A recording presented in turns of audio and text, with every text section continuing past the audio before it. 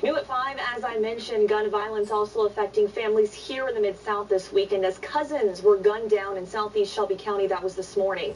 WRAG's Marcus Hunter spoke with the victims' relatives who told him they don't understand why anyone would target the two recent high school graduates. Detectives with the Shelby County Sheriff's Department say just before 1 o'clock Sunday morning, two males were shot and killed at the Eagle Landing Apartments. Family members identified them as 19-year-old Cody Beckton and the 20-year-old Jeremiah Williams. But every time you see one, you see the other. They always like this. They always together. One of the victims died at the scene. The other was taken to the hospital where he also died. Family says the two would often pull into the parking lot where they were killed, sit and listen to music. After the shooting, police towed away 3 cars. They must have shot all these cars right here, trying to hit whoever they were trying to hit.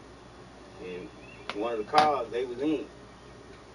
So they just didn't care what they were doing. One woman spoke Get some wreck before this league game, baby. For 15 years, and nothing like this has ever happened. She said when she heard the gunfire, she ducked for cover. It was scary because you hear it in all other neighborhoods, and then this is the first time I've seen something like that or heard of anything like this happening out here.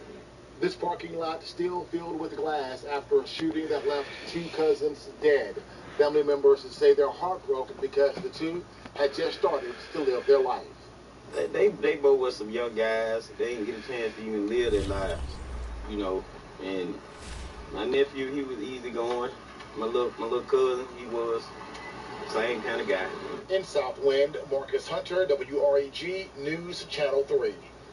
And as Marcus reports, that investigation is ongoing. If you have any information, you're asked to call Crime Stoppers at number 528-CASH.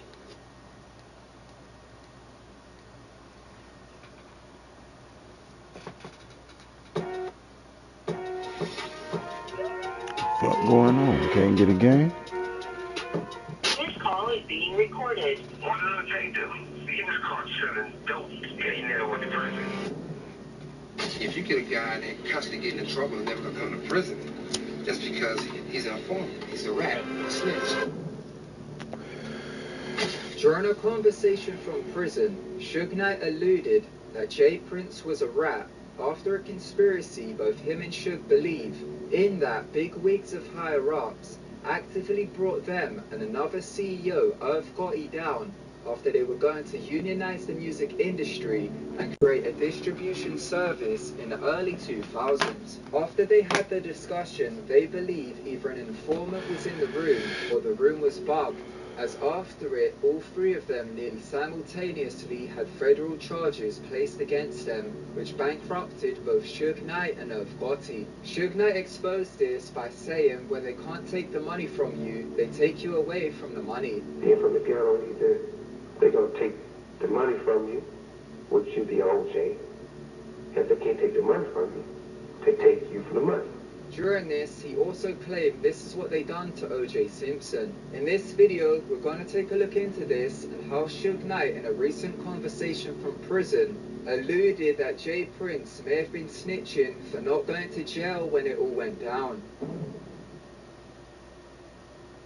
In the early 2000s, after Suge Knight was released from prison in 2001, 3 music industry CEOs got together, with this being Suge Knight of the West Coast, Irv Gotti of the East Coast, and Jay Prince from the South. Jay Prince, during his Joe Rogan Experience interview in 2020, described how the CEOs were going to group together to form the very first black-owned distribution service and unionize the music industry. This would have given the 3 dominion over all the other record labels, as those under the union that were signed to the other labels